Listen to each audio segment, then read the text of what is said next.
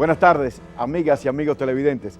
Gracias por estar nueva vez en su programa Visión Empresarial. Franklin Vázquez, como cada domingo, estará con ustedes de 3 a 4 de la tarde. De este domingo, inicio de la Semana Santa, domingo de Ramos. Ya mañana empieza toda una semana donde la mayoría de ustedes estarán de vacaciones, sobre todo los muchachos que no irán al colegio, otros irán en su fin de semana largo. Nosotros, desde este programa, lo único que queremos es que lo cojan suave, lo cojan tranquilo, porque el lunes hay que volver a trabajar y tomen un tiempo de sosiego, un tiempo de relajación, un tiempo de paz y tranquilidad, un tiempo de oración, como lo quiso el Señor Todopoderoso, Jesús, cuando vino a la tierra y de alguna manera también entregó su cuerpo y su alma por nosotros. Así que cójanlo suave durante esta Semana Santa, que volvemos el próximo lunes. Y el día de hoy tenemos un programa interesantísimo que usted no se puede perder, porque hay mucha información. Lo que pasó con Félix Bautista es una que era crónica de una muerte anunciada para muchos y para otros el fracaso de la justicia en la República Dominicana. También tenemos las informaciones del Banco Central sobre lo que es la liberación de 10,000 millones de pesos para préstamos y a personas que puedan adquirir a bajo costo sus respectivas viviendas. Y tenemos también todo lo que pasó en las redes sociales, la caída del avión, el copiloto que estrelló el avión en los Andes durante esta semana. Y de inmediato, vamos con Carolina Rodríguez y el resumen de noticias de la semana.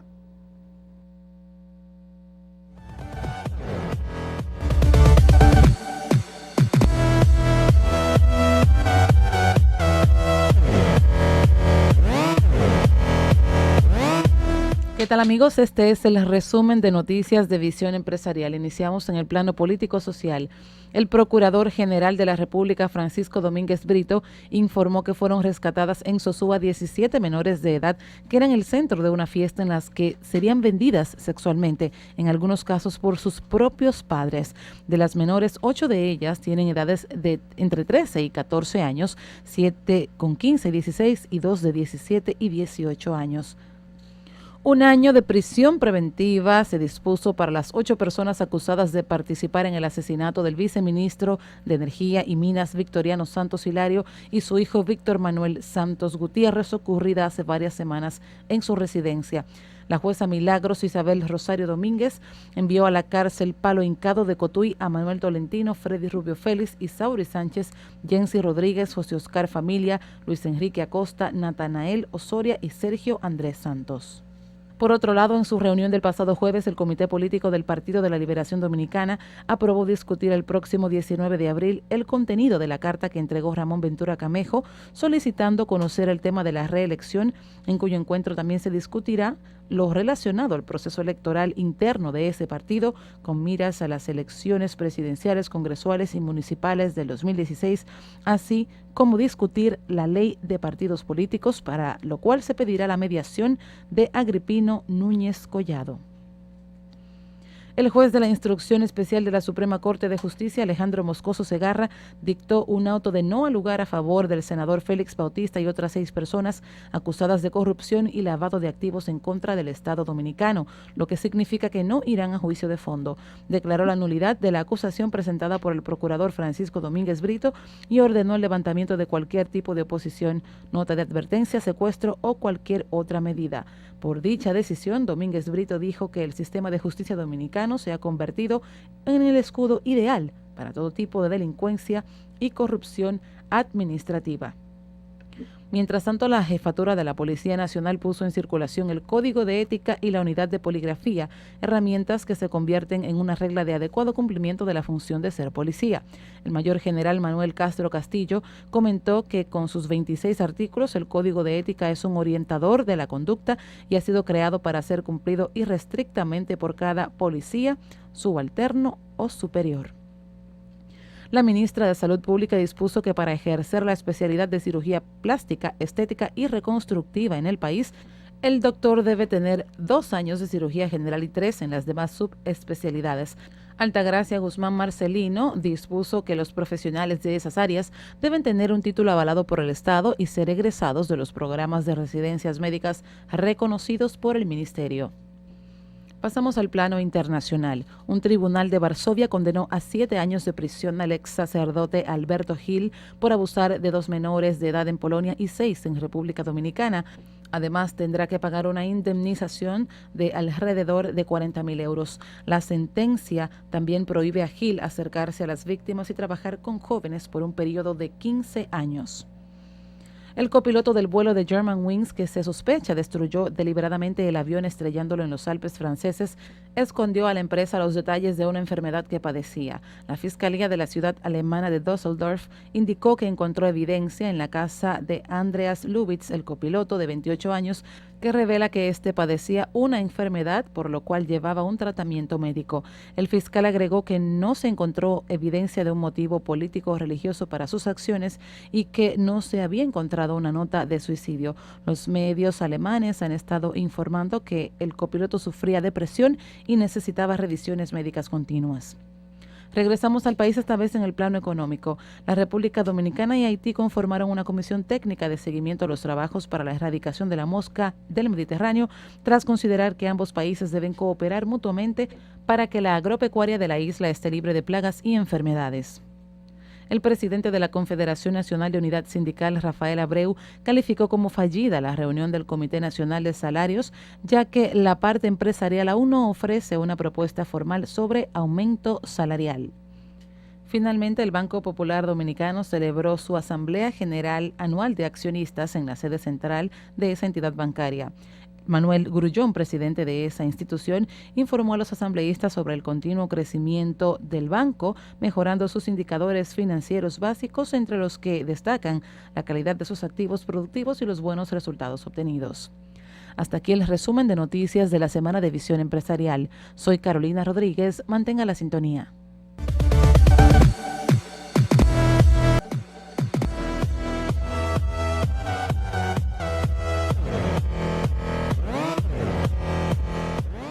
Seguimos en Visión Empresarial y vamos a la tecnología. Y como siempre, tenemos con nosotros al experto en tecnología, Raquel Michelena. Hola Raquel, ¿cómo estás? Hola Franklin, ¿cómo estás tú? Bien, en este domingo de Ramos. Así es. ¿Tienes algún plan para Semana Santa? Absolutamente ninguno. Quedarme en mi casa, no hay dinero, no tengo cuarto. Entonces, la idea es quedarme leyendo un par de libros que compré tranquilo en mi casa y nada más. Yo siempre me quedo disfrutando la ciudad en Semana Santa. No, pero usted en mi puede. Casa Beach Resort. Usted se puede ir, usted es una mujer con dinero, Sí. una mujer que está bien, en todos los sentidos. Vamos a hablar de los temas tecnológicos. Cuéntame.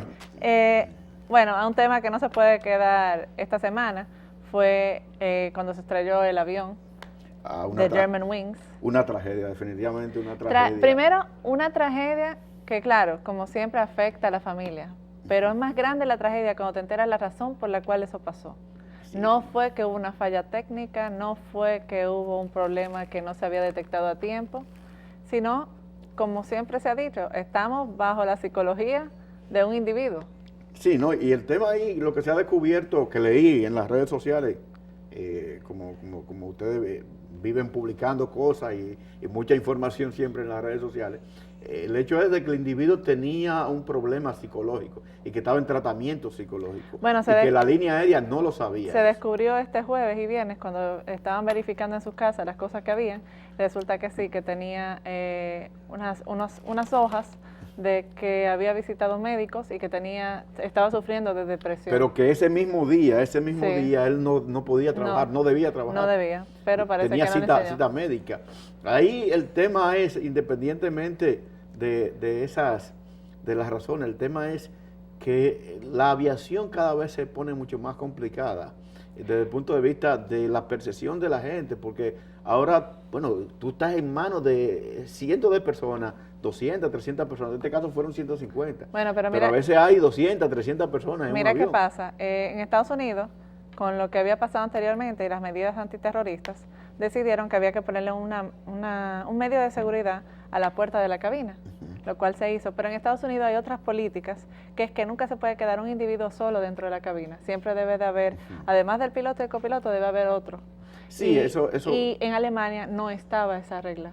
O sea, no hay esa regla y ahora sí se está estudiando en Suiza, en Alemania, para implementarla por esto mismo. No, porque hay un tema primero de seguridad. Después, la seguridad de alguna manera tiene que ver hasta con los pilotos, hasta con la tripulación. Es decir, Claro. ya no estamos a salvo como de nada. Después del 11 de septiembre, cualquier cosa puede ocurrir. Y el tema es que un accidente de aviación es un accidente fatal. Es decir, Y esta era una línea aérea que justamente ese vuelo, supimos que cargaba 2 niños recién nacidos, pero aparte de eso cargaba una promoción completa que de estaba 16 en intercambio. De 16 muchachos Así es. que estaban de intercambio. No que me, iban, no me imagino ni quisiera estar en los pies de esos, de esos no, familiares. definitivamente es una tragedia. Así es. Y el tema psicológico, porque tú puedes ver una persona normal ahí y psicológicamente puede Claro, estar mal. claro. Y la depresión es algo a veces peor que la Sí, propia porque locura. juega con tu cabeza. Claro, y quizás alguien yo oí... Bueno, los vecinos de él se sorprenden y piensan que no pudo haber sido, que no es característico de su forma de ser, pero bueno, como tú dices. Yo particularmente cada vez tengo más miedo a los aviones. Yo no, todavía no le tengo miedo, pero hay No, que pues, tener como tú- cautela. como tú viajas Al fin y al cabo, el día que te toca, te toca. Ah, sí. Sí, pero una cosa es que te toque porque te toca y otra cosa es que te toque porque otro quiso que te tocara. Bueno, Es decir, pues no es, ahí como que no hay mucho razonamiento también. otro tema que no se quedó fuera de las redes sociales es el tema de Félix Bautista. Ujú. Las personas expresando qué sienten por cómo terminó todo. Sí, y hubo una convocatoria el viernes a las 5 de la tarde que definitivamente, yo siempre digo con esto, para mí fue una ingenuidad política de Brito. de Domínguez Brito. ¿Y por qué ingenuidad política? Porque esto no es Europa, esto no es Alemania, esto no es Suiza. No, pero Esto es tampoco No, oye lo que te así. digo. No, porque, oye, tú estás juzgando o tratando de llevar a juicio a uno de tus jefes políticos. Sí. Y partidariamente eso tiene un costo. Y él lo sabe. Ujú. ¿Ok? Yo no estoy diciendo aquí la culpabilidad o no de Félix Bautista. No estoy diciendo eso. No estoy diciendo que lo absuelva. No. Estoy diciendo que políticamente es una ingenuidad. Porque si es la oposición que lo lleva, yo digo, está bien, vamos a ver si la oposición, entonces, y si la gente, si el cambio de gobierno demuestra que un tipo se hizo rico en el Estado, pero aquí no hay historia de que se juzguen los miembros de un mismo partido en un gobierno. Sí, pero lo diferenció a él también de todo el partido, a Domínguez Brito. Bueno, de lo que te digo, lo diferencia, pero si tú buscas ganancia política, Le saca su plato aparte. está bien, pero ¿para qué? ¿Tú no sabes? Pero es que aquí en el país nadie vota por un candidato porque sea bueno, porque defienda la justicia, porque aquí el trabajo político es lo que vende. Yo te estoy hablando de la realidad, no estoy hablando de lo que creo bueno o malo, porque estoy contigo. Ojalá Domínguez Brito sea presidente de la República para ver si eso que iba a hacer con Félix Bautista lo puede hacer con todo. Pero el tema es que esa no es la política en República Dominicana. Bueno, vamos a entrar ahora a tecnología. Ya hablamos de las redes sociales, lo bueno, lo malo, lo feo. Ahora, Microsoft. Hace unas semanas yo mencioné que Microsoft le estaba brindando a los profesores de algunas universidades y a sus estudiantes la posibilidad de tener Microsoft Office gratuitamente en su tableta, en su laptop, en su desktop, en su teléfono, de manera gratuita. ¿Tú sabías eso? No lo sabía, ¿no? Pero yo lo traté contigo. Ah, pero que son tantas cosas. Oye, ¿sabes la cantidad de información que uno recibe a diario? Bueno, hay un sitio donde tú te vas en la página de Microsoft, en la parte de abajo, donde dice Academia. Ujú. Tú te metes ahí y eliges el enlace y te dice, mete tu correo electrónico, inserta tu correo electrónico de la universidad donde tú impartes clase o del colegio donde tú impartes clase. Tú lo haces y te dice si tú calificas. En el caso mío, califiqué. Yo doy clase en varias universidades, 2 de las universidades donde doy, califico. Si yo califico, mis estudiantes califican. Ok. Eso quiere decir que ya no tienen que comprar Office, ya no tienen que piratear Office. Oh, mira, es una muy buena noticia. Claro que muy sí, buena noticia. es bueno saberlo y tú lo puedes instalar gratuitamente en 5 aparatos. Tomando eso en cuenta, Microsoft ahora se ve que está cambiando de estrategia. ¿Y cómo lo hizo? Asaltando a Android. Ujú. Vamos a recordar, Android pertenece a quién? No, es que no me preguntes, porque la experta en tecnología eres tú. Android es un sistema operativo para los teléfonos y para las tabletas creado por Google. Ujú. Microsoft es el rival de Google. Ok. Pero Microsoft ya firmó contratos para en tabletas Samsung, en tabletas del teléfono Poder Samsung, tener Android. no, el Android ya es de Google y ya está Sí, en esas ok, tabletas y ok. teléfonos. Pero Microsoft va a integrar Microsoft Office dentro de esos teléfonos. Ah, excelente información. Entonces, fíjate cómo, de una forma u otra, está junto con el enemigo. Pero hay una pregunta fuera de eso, ahora que me surge, que vi en las redes sociales. ¿Qué pasa cuando un muchacho duerme con un teléfono celular al lado? ¿Qué le puede pasar? ¿Le puede ocurrir algo? Habíamos hablado anteriormente de los daños de las radiaciones. Hay estudios que dicen que sí, hay estudios que dicen que no. Yo particularmente, yo duermo con mi teléfono al lado de la cama, en la mesita de noche, pero sí estoy consciente y pienso que es verdad que esas radiaciones tienen que hacer algún tipo de daño. Según algunos estudios, ratifican eso de que hace daño, pero hace daño hablar muy cerca con el teléfono. Otros estudios dicen que eso no es verdad. Entonces hay que ver a quién le hacemos caso. Y finalmente, bueno, Google, ya que estábamos hablando de Google, cambió el SFO. ¿Sabes lo que es el SFO? es que tú me preguntas, es que no sé. CFO. CFO, no sé lo que es CFO. Ok, CEO. Ah, sí o sí, sí Okay. o sí. ¿Y CFO? Tú debieras saberlo más. No lo sé. Chief Financial Officer. Ok, ya a partir de ahora me lo voy a aprender. Y puso ahora a Ruth Porat, la mujer más poderosa de Wall Street, dentro de esa posición. Lo que quiere decir que algunas cosas podrían cambiar en Google. ¿Y qué tú le recomiendas a la gente que está en las redes sociales para esta Semana Santa?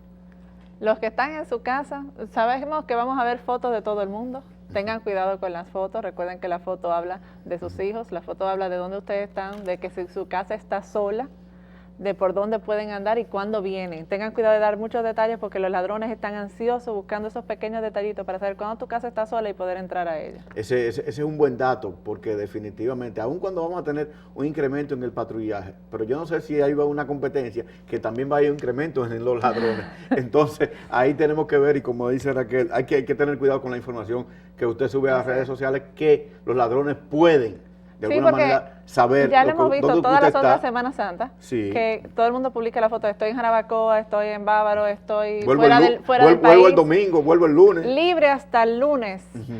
Y todo eso lo que le indica el ladrón, casa sola, gente con dinero, porque están en sitios donde hay que gastar dinero. Entonces, vamos allá. Gracias, Raquel, por todas las informaciones. No se muevan, nos vemos después. Y pasen una feliz Semana Santa. Y pasen una feliz Semana Santa. Nos vemos después de la pausa.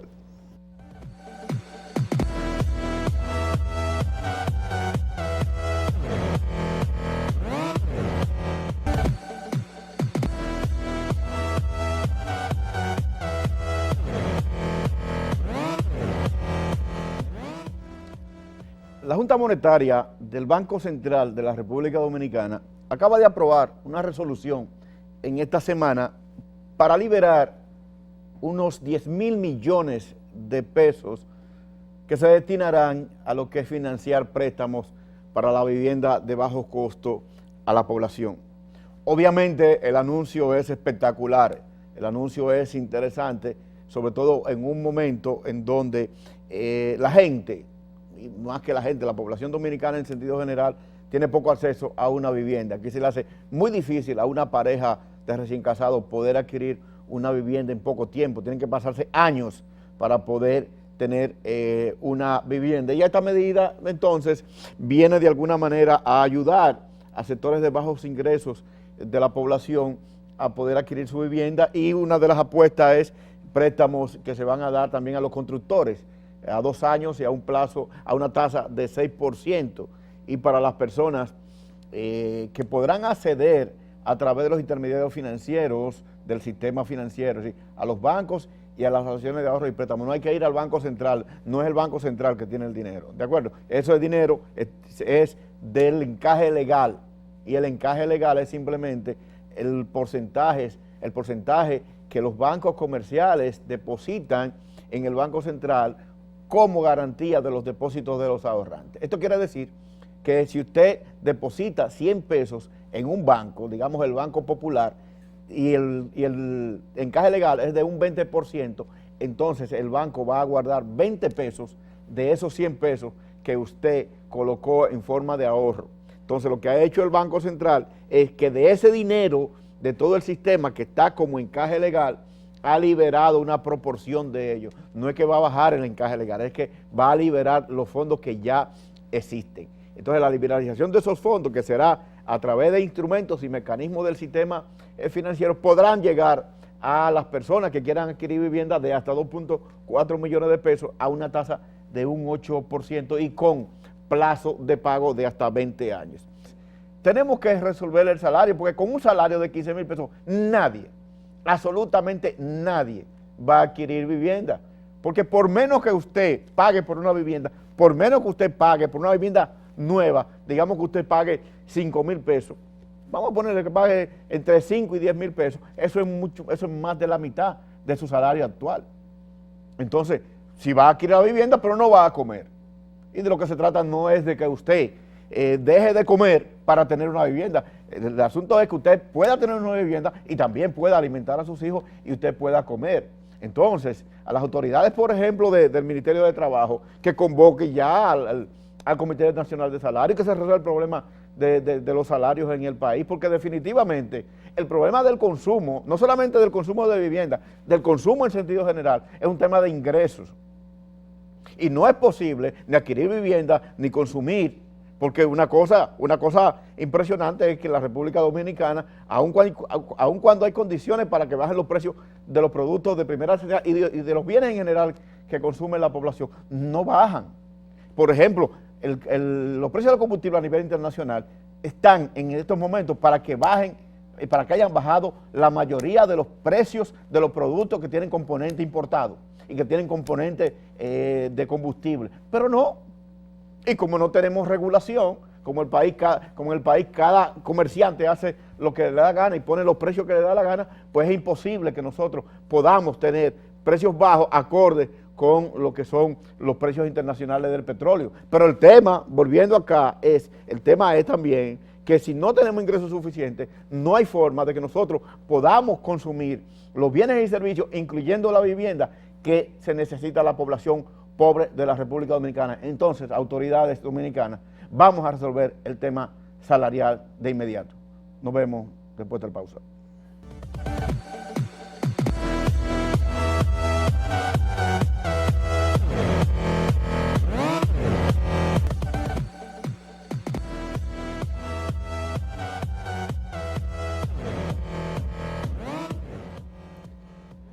Continuamos con Visión Empresarial y vamos al debate de la semana.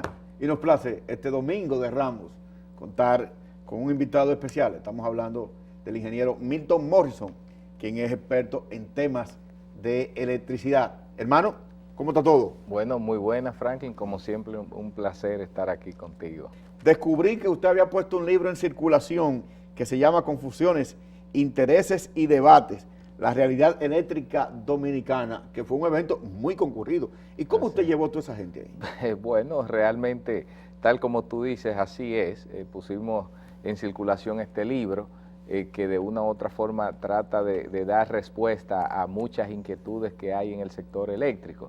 Realmente fue un evento así bien concurrido, muchas personalidades. El empresario Juan Vicini fue quien nos presentó la obra. Sí, tener a Juan Vicini ahí, tiene que ser bueno el libro. Bueno, y entonces también con la presencia del licenciado Rubén Bichara, el presidente del CONEP, el rector de INTEG, Altagracita Paulino, y un sinnúmero de personalidades nos acompañaron. Sí, pero me gustaría empezar el debate contigo sobre el tema eléctrico en la República Dominicana, de acuerdo a lo que es también el proceso de discusión en torno al pacto eléctrico. Sí. Cuando tú hablas de confusiones, ¿cuáles son las confusiones que hay en el sector eléctrico? Sí, mira, Franklin, realmente el sector eléctrico ha sido uno de los sectores del país donde mayores niveles de información y desinformación han cohabitado. Eso ha generado una serie de confusiones para la sociedad en su conjunto en todos los niveles, o sea, porque no es el nivel, digamos, de los menos lectores e ilustrados, sino que también ha llegado a los niveles altos de la sociedad civil, empresarial y política, en el sentido de que, por ejemplo, se creen muchas cosas. Aquí, ya que tú lo mencionas, en un ambiente en el que estamos discutiendo un pacto eléctrico para la búsqueda de soluciones a largo plazo y mediano plazo para el sector eléctrico, hay temas, por ejemplo, de cómo funciona realmente la industria eléctrica, cuáles son los actores que involucran, cuál es la participación pública y privada del sector, cuáles son los costos que interactúan, cuáles son los beneficios, y sobre todo eso se han tejido una serie de mitos y confusiones que nosotros tratamos de dar respuesta en el libro. En el libro y en la realidad, ¿cómo es que funciona el sistema eléctrico dominicano? Bueno, el sistema eléctrico, así para explicarlo, es Rápidamente. una entrevista, pero vamos a ver rápidamente. Nosotros decimos es un sistema eléctrico, una industria mixta con participación público y privada.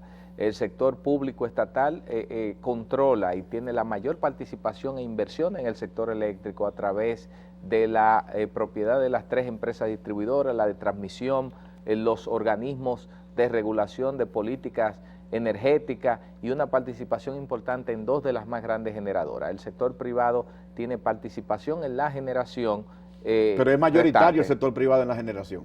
Bueno, sí, es mayoritario. mayoritario, sí. Por ejemplo, para que tengan una idea, el sector público entre lo que es la hidroeléctrica, que es propiedad pública 100%, y su participación accionaria en Eje-Jaina, que es de 62%, y en Eje-Itabo, que es prácticamente el 50%, si eso tú lo ponderas en términos porcentuales en cuanto a la cantidad de generación eléctrica que hace el sector público y privado, el sector público debe tener como el 40-45% de toda la energía que se genera, tiene alguna participación pública. Pero tiene el control de toda la distribución. De toda la distribución. Y tiene el control de la transmisión. De la transmisión también. Y el control, bueno, de todos los organismos, el Ministerio de la Energía, la Superintendencia, Comisión Nacional, la Superintendencia, el Protecon, la CDE, Protecon, o sea, todos esos organismos. Ok, pero si dentro de esas confusiones que tú hablas, Sí. ¿cuáles son las confusiones de ese sistema?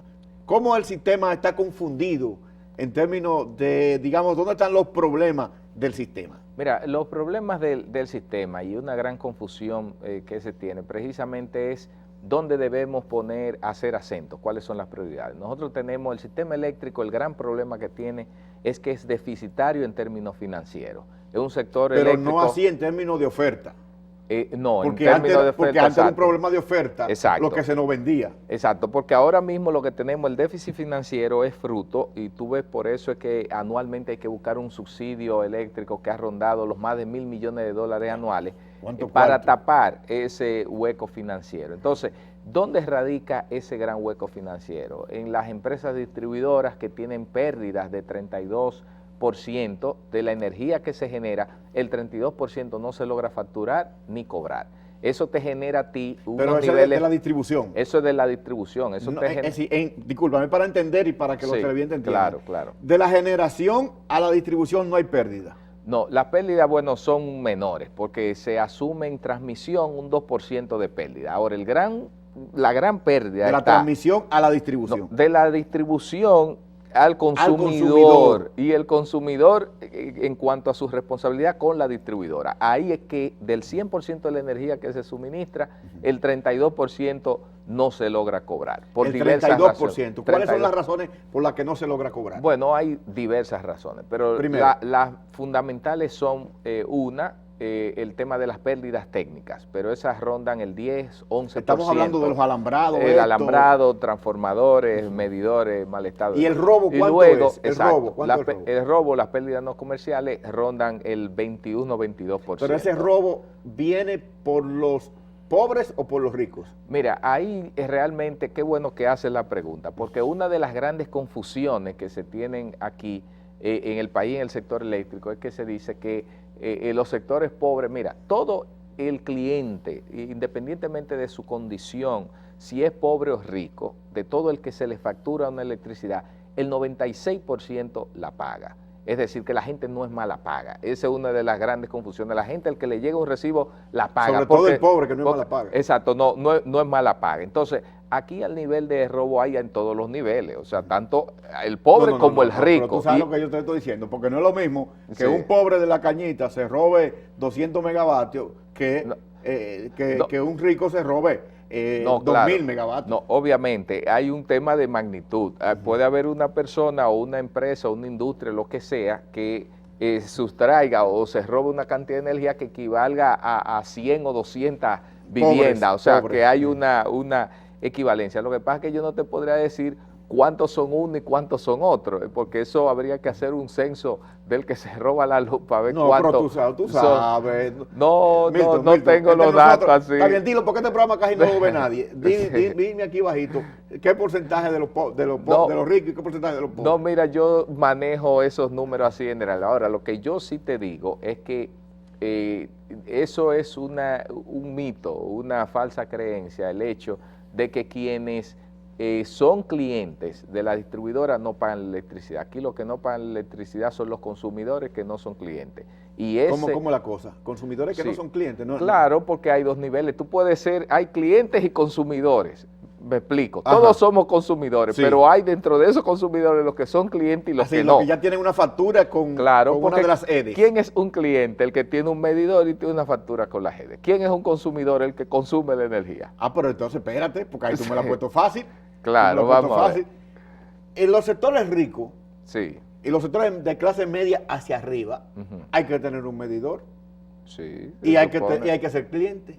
Sí, se supone. Entonces, ahí, ¿qué porcentaje de eso deja de pagar? Bueno, lo que pasa es que recuérdate, A través Franklin, de fallas, ¿cómo usted le que- llama? No no comerciales. comerciales. El robo.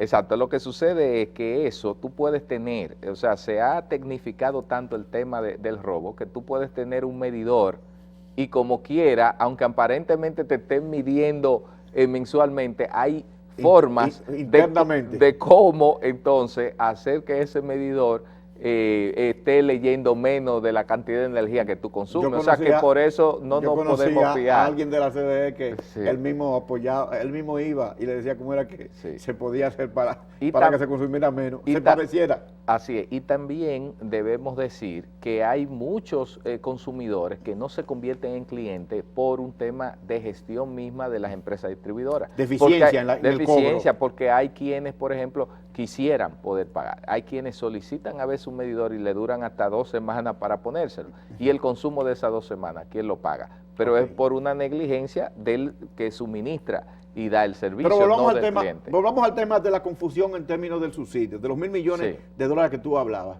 Hay que subsidiar a ese 32%. Sí, mira, el subsidio eléctrico tiene dos grandes componentes, independientemente de lo que sea. Hay un gran componente que es el déficit, o sea, las distribuidoras no logran cobrar ese 30-32%, esos son 500 y pico de millones de dólares. Mira, al año 500 pasado... millones de dólares.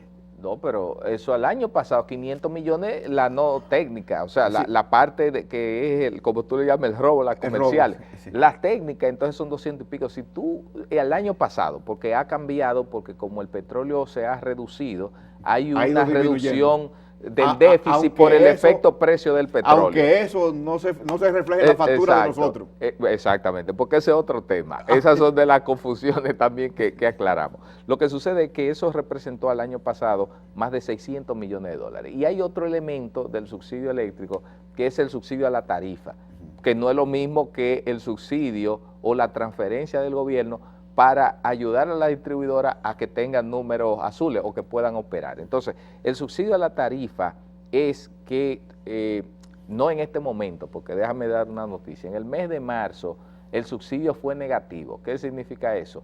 Que no hubo que poner dinero. El gobierno no tuvo que no poner tuvo que dinero. poner porque el petróleo... La baja en el precio del bajó. petróleo. Eso Ok. ha bajado los costos de generación y las distribuidoras están comprando una energía mucho más barata que la que compraban. Pero Aún aquella donde los contratos dicen que hay que pagar una cantidad específica. no en todos, porque esa es otra de las grandes confusiones. La gente siempre ha pensado que independientemente de que suba o bajen los precios del petróleo, el costo de generación es igual, y es mentira. Cuando baja el petróleo, bajan a sí mismo como las Y se le generadoras cobra, le y se venden. le cobra menos al gobierno entonces. Pero claro que sí, ahora mismo la distribuidora... Y los han contratos estado- no eran precios fijos que establecían. No, ese es otra Son de las precios variables. Esas son de las, y por eso hay que leer ese libro. Hay que- Esas son oye, de las confusiones. Póngame que el hay. libro ahí para que lo vean. Esas son de las confusiones, ¿no? Y lo demostramos porque son informaciones que están ahí con gráficos, que realmente lo que ha pasado, que como ha bajado los precios del petróleo, las generadoras están vendiendo, las que producen con petróleo, mucho más barato, las distribuidoras compran una energía mucho más barata, lo que pasa es que la tarifa no ha bajado y se ha quedado igual. Pero ¿y por qué la tarifa no ha bajado? Si tú compras más barato, tú generas un colchón Está bien, que pero- tiene una... Está bien, pero dime, ¿por qué no baja la tarifa? Mira, entonces? lo que pasa es que la tarifa la pone... ¿Es un abuso del la- gobierno eso? No, tampoco así, porque la Pero tarifa... claro, no, porque pero- te explico, porque eso tiene una lógica. ¿Y la superintendencia entonces qué papel juega en eso? Ya, la superintendencia es la llamada a fijar la tarifa eléctrica. La tarifa eléctrica tiene 4 años aquí que más de 4 años no se mueve. que no la mueven, independientemente de que suban Suba o o bajen baje. los combustibles. Ok. No funciona igual como los combustibles de los vehículos, la gasolina y el gasoil, que toda la semana sube y baja en función de eso. Ahora, ¿qué sucede? Es a la superintendencia que le toca fijar eso. ¿Cuál es el argumento del gobierno? Y hasta cierto punto hay una lógica racional económica detrás. Ellos lo que dicen es que como hay que poner un subsidio anualmente, bueno, ya que hay una especie de colchón o digamos un monto que se gana por esa baja, vamos a reducir el monto del subsidio. Lo que pasa es que ahí también se da... un tigueraje del gobierno. Y se da otro elemento, que entonces con las empresas generadoras entonces no le están llegando la cantidad de dinero del pago de su factura mensual. Entonces, ahí tenemos una situación de la cadena de pago que el gobierno y las empresas distribuidoras se están nutriendo de un beneficio que ha venido dado por esta realidad del petróleo. Tengo yo una confusión también, pero lo vamos a seguir discutiendo después de la pausa. Perfecto. No se vayan, seguimos después de la pausa con esta conversación interesante con el ingeniero Milton Morrison.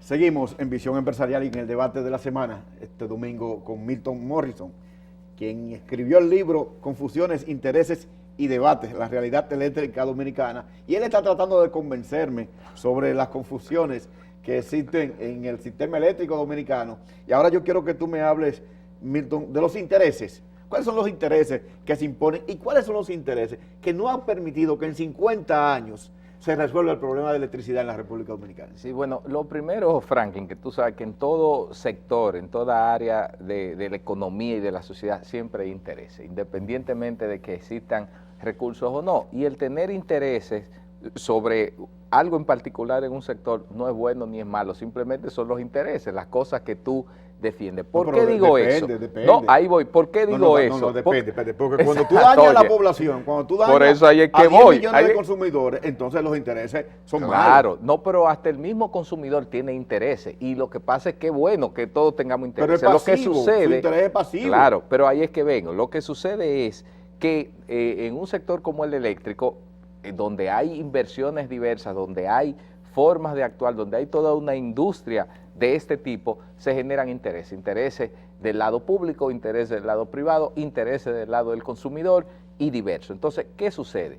Que al final de cuentas, lo que nosotros tenemos que velar es, como tú decías, que el interés colectivo quede por encima de los intereses individuales, porque si no es posible poder encontrar solución a un problema de décadas, como tú hablas de 50 años, si hermano, lo basamos en soluciones basadas en intereses individuales, porque todo el mundo está viendo desde su óptica. Entonces, los intereses que tú dices que se han opuesto a la solución de la problemática durante 50 años, bueno, son los mismos que siempre han de una u otra forma gravitado y han estado basados más en los intereses individuales que el colectivo. Por eso es que se abre una brecha de discusión importante en este tiempo, para que de una manera, con el pacto eléctrico, para que de una manera transparente se puedan poner a un lado los intereses individuales y pongamos los colectivos.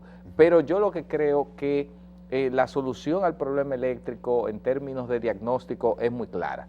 Todo el mundo que de una u otra forma está vinculado al sector sabe cuáles son las soluciones. Lo que falta es simplemente poner el interés nacional por delante y aplicar las cosas que hay que hacer. Sí, pero eso es en teoría. Hay un caso práctico. Sí. Por ejemplo, cuando hablamos de intereses, ¿por qué la gente se opone, más que la gente, por qué grupos económicos se oponen a la construcción de las 2 plantas a carbón por parte de la CDE?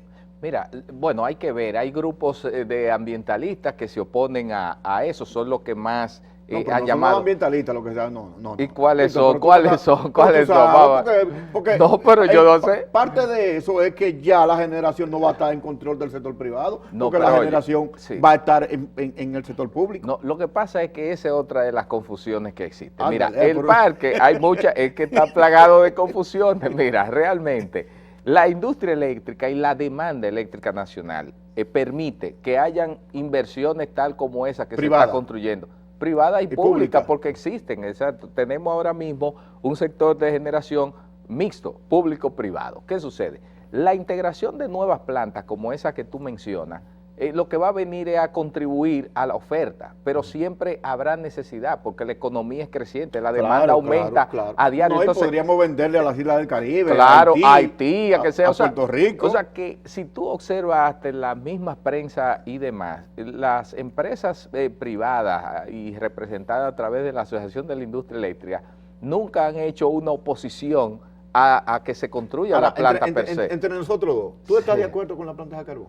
Mira, lo que pasa es estar de acuerdo o no. Lo que pasa es que... No, estoy hablando en términos técnicos, sí, en términos de lo que es el material que se va a utilizar ahí, es decir, sí, el combustible que se va a utilizar sí, ahí. En términos de eso, y en términos de precio, en términos del gasto del Estado en eso. ¿Tú estás de acuerdo? Exacto. Lo que pasa es que tú me haces una pregunta y tiene muchas aristas. Fíjate cómo tú mencionaste, en términos del combustible, en términos técnicos y en términos del gasto, yo no te puedo dar una respuesta simple de un sí o no, porque un sí o no es absoluto. Yo absorbo todo en los diversas aristas, pero si tú me das un segundo, pero tú eres yo te explico. No, claro, mira, yo te digo, yo estoy de acuerdo en que la oferta eléctrica de la capacidad de generación debe aumentarse en el país.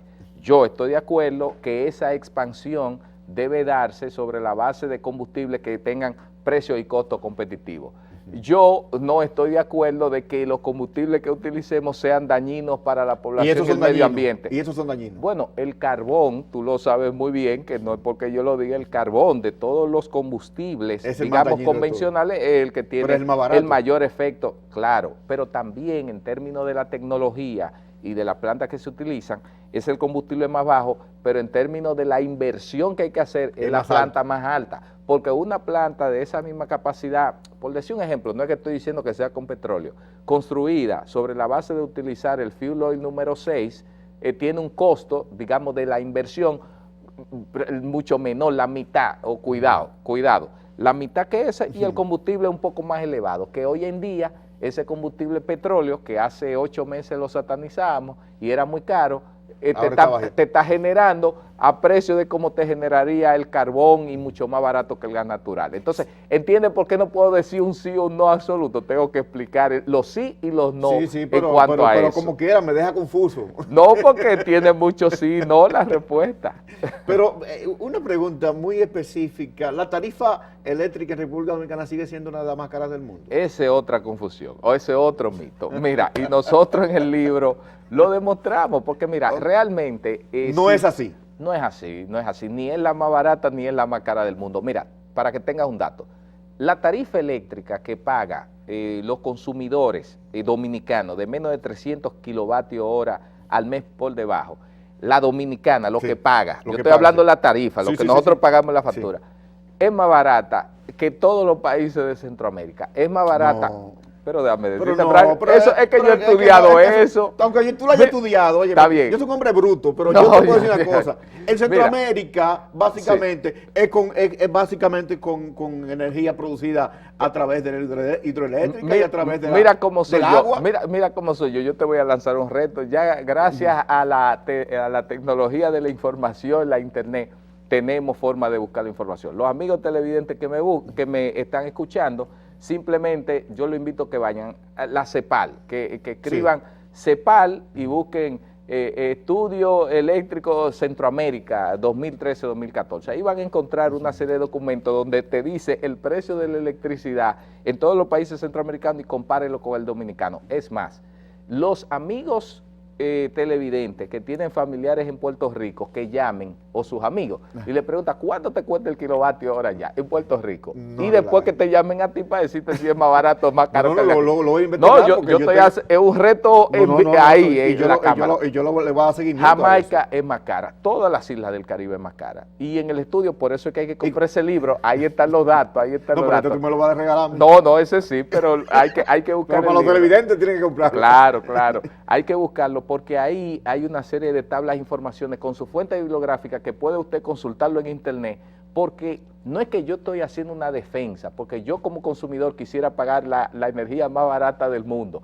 Ahora, lo que pasa es que si queremos ser serios, si queremos ser objetivos, que aportemos a la solución de la problemática, hay que ser transparente y hay que hablar con la verdad, y eso es lo que estamos haciendo. ¿Podemos decir que el pacto eléctrico va a solucionar esas confusiones y esos intereses del que tú hablas en tu libro? Mira, el tema del pacto eléctrico hay que manejarlo con cierto cuidado, porque el pacto eléctrico, así como puede dar la solución al problema, puede crear una gran frustración colectiva. No, ya no voy a utilizar la palabra confusión, sino frustración. Es que estamos dando vueltas alrededor de la confusión. Es que hay muchas confusiones. Mira, lo que sucede es, Franklin, que el problema histórico de la República Dominicana, y todo el que nos está viendo lo sabe, no es tanto papeles y leyes y acuerdos y pactos firmamos, es lo que se cumple.